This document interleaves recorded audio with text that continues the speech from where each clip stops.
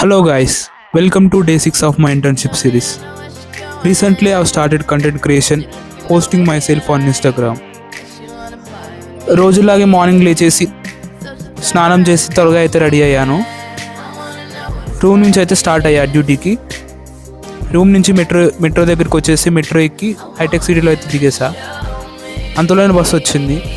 Bus ఎక్కేసి హాస్పిటల్కి అయితే వచ్చేసా. రోజు అయితే డిపార్ట్మెంట్లో పేషెంట్ సెటప్ అయితే 2 వచ్చాయి.